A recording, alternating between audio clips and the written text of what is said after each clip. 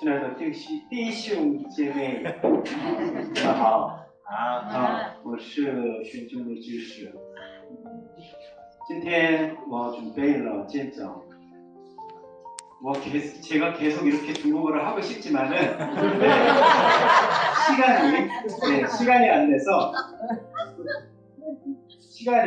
제가 중국어로 하니까 20분이 넘게 걸립니다. 그래서 한국어로 좀 바꿀 거고요.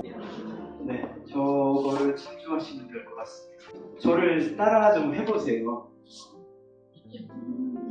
주정자의 星期四. 좀 이따가 그것만 좀 잘 기억하시고요. 네, 이제 진짜 시작하겠습니다. 네. 인생에서 광야를 걸어보셨나요? 결론적으로 먼저 말씀드리면 광야는 자신의 신앙을 겸손히 돌아보고 늘 나와 동행하시고 저의 길을 앞서가시며 준비해 주시는 하나님의 손길과 발길을 확인하는 귀하고 복된 시간입니다.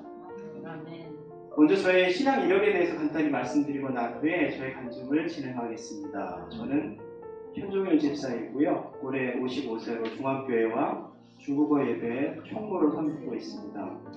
저는 모태신앙은 아니고요. 중학교 2학년 때 친구들과 저희 동네에 있는 교회에 가서 놀다 보니 자연스럽게 예수님에 대해 알게 되었습니다. 예수님을 인격적으로 영접하게 된 때는 대학교에서 예수전도단 활동을 하면서였고요. 교회에 처음 발을 들어놓은 지 올해가 40년째 되는 해네요. 어린 시절 시골에서 자라나다 보니 문화 혜택을 많이 못 받는 환경이었는데 교회 사모님이 악기도 가르쳐주고 찬양도 가르쳐주고 교회 가는 것이 너무 좋았습니다. 고향이 농촌이라 부모님 일손도 도와드려야 했지만 죄는 빠지지 않으려고 굳이 노력했던 것 같습니다. 어려운 가정 형편이었지만 개천에서 용난다는 말처럼 서울에 있는 대학으로 진학을 하였고 서울대는 아닙니다. 졸업하자마자 삼성이라는 대기업에 입사를 해놓고 군대를 다녀왔습니다. 27개월의 소대장 생활을 한 후에 1994년 다시 복직해서부터 2021년 2년 전이죠. 삼성을 퇴직하기 전까지는 제 인생이 항상 평탄하고 원만하지만 아주 상승곡선을 그리는 삶이었어요. 2021년도에 삼성에서 퇴직할 나이는 아니었지만 제가 아는 지인의 사업의 비전을 보고 사표를 과감하게 내었습니다.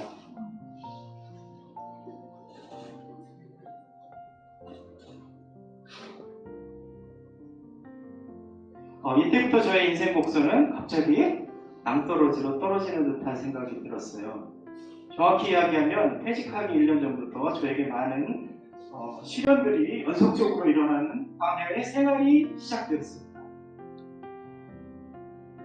지금 되돌아보면 모두 하나님의 섭리 가운데 있었음을 깨닫지만 당시에는 너무나도 힘들어서 죽고 싶을 때도 있었던 것 같습니다.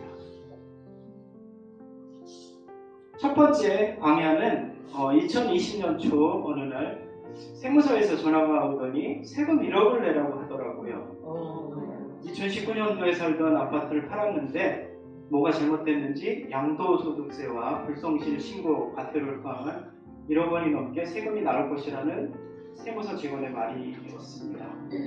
너무나도 어처구니가 없고 대책이 없어서 바로 다음 날부터 제 아내와 함께 기도를 드렸는데 하나님께서 일주일 만에 한 푼도 안 내게 만들어주셨어요.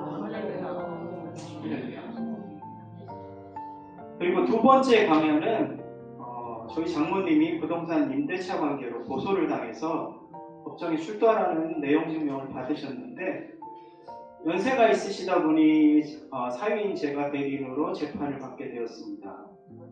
그 일을 해결하느라 난생 처음 법정에 2번씩 출두하였지만 약간 억울하게도 1,000만 원을 물어주게 되었어요. 자세히 말씀드리기는 그렇지만 월세를 장모님이 못 받으신 것이 사실인데 계약서에 도장을 확인도 안 한 채 찍어주셔서 어떻게 할 수가 없더라고요. 여러분들도 계약서에 도장이나 사인하실 때는 그 내용을 잘 보시고 꼼꼼히 살펴보시고 하셔야 할 것입니다. 세 번째 방향은 하나님이 지금 제가 다니는 회사를 입사 6개월 만에 그만두게 하신 것입니다. 삼성에서 퇴직하기 전 제가 맡았던 부서가 다른 부서에 통합되면서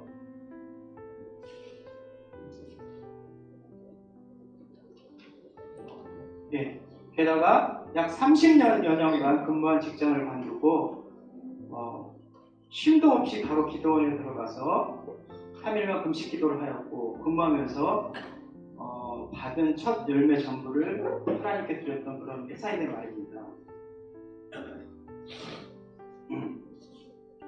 그 당시에는 정말 이해가 안 됐습니다.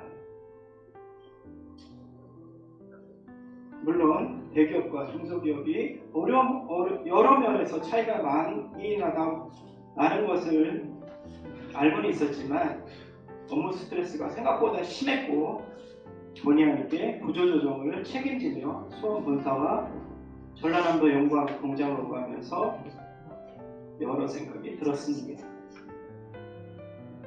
업무 스트레스, 피로감, 매출에 대한 부담감 등이 일시에 밀려오다 보니 어느 순간 저는 무기력해졌고 이 일에 의욕도 없어지면서 주말이면 소파에 누워 자기가 일수였고 그런 모습을 보던 제 아내는 하나님께 기도를 드렸나 봅니다.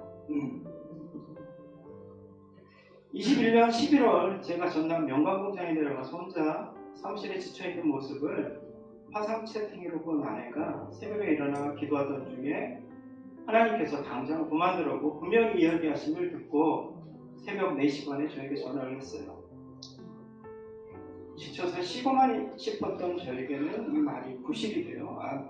아내 말을 하나님의 음성을 따르기로 하고 바로 다음날 대표와 만나 사직하겠다는 이야기를 전하자 저희 대표이사는 당황해하며 일단 병가로 한 달간 쉬면서 몸이 좋아지면 다시 출근하라고 하였지만 하나님은 아내의 기도를 통해서 결국 저로 하여금 회사를 그만두게 만드셨습니다. 당시엔 참으로 이해할 수 없는 일이었어요. 기도로 응답을 받아서 들어갔고 그리고 입사하자마자 너무나도 재미있게 일을 하였었는데 말입니다.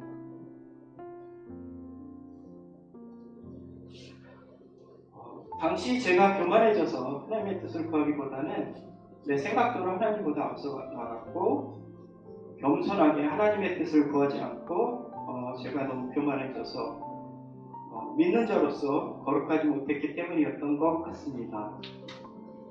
이런 저의 모습을 하나님께서는 고치시기를 원하셨고 제가 추진하던 일들을 하나하나 막으시면서 제가 빨리 하나님께로 돌아오기를 바라셨던 것 같습니다. 그때 당시에 회사를 그만두고 한 달간은 거의 방 안에서 잠만 자면서 그랬고 그 이후 2-3개월은 마치 망망대해서 아무 희망이 없이 표류하는 배와 같이 생활했던 것 같습니다.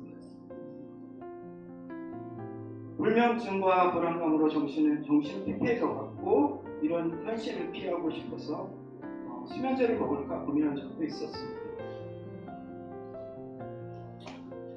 또한 현실을 잊기 위해서 하루 10시간가량 유튜브 영상을 보기도 했던 기억이 납니다. 감사한 것은 그때나 지금이나 늘 제 옆에서 밤이고 낮이고 저를 위해 기도해준 제 아내 덕분에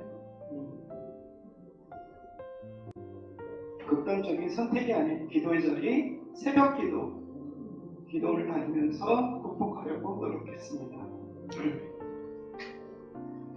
지나고 나서 보니 하나님께서 저를 단련하는 과정이었어요. 그리고 예전보다 지금은 더욱 단단해져서 이렇게 여러분들 앞에 서게 됐습니다.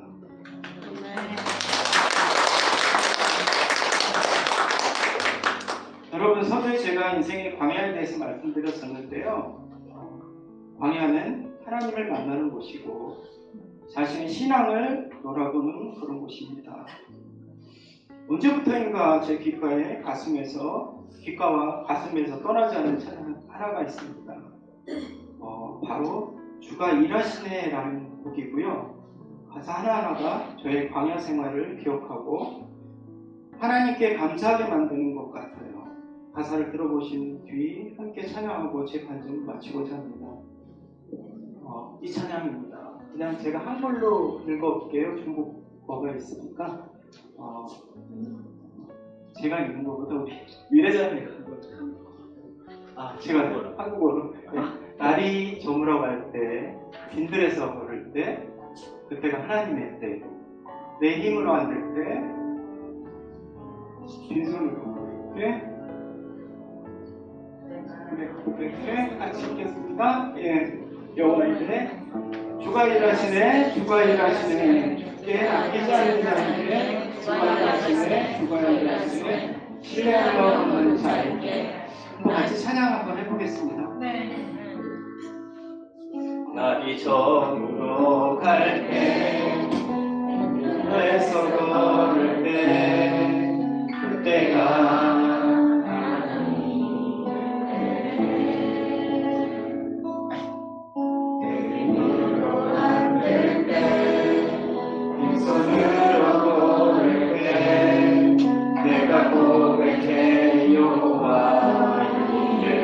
다시 한번 날이 저물어 갈 때 날이 저물어 갈 때 빈들에서 걸을 때 그때가 하나님의 때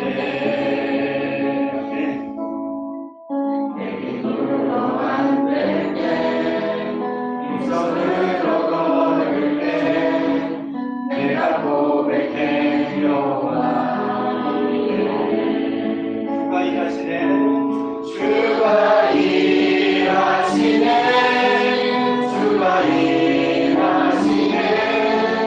주께 아끼지 않는 자에게 주가 일하시네 주가 일하시네 주가 일하시네 주가 일하시네 신뢰하며 걷는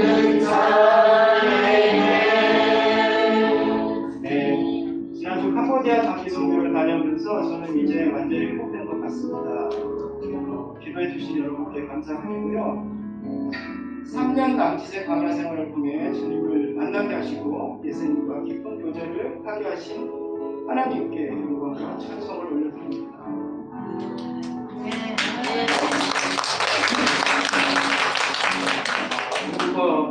예배 형제자매 여러분, 우리가 힘들고 지쳐서 광야에 있을 때 그때가 바로 하나님이 일하시는 때입니다.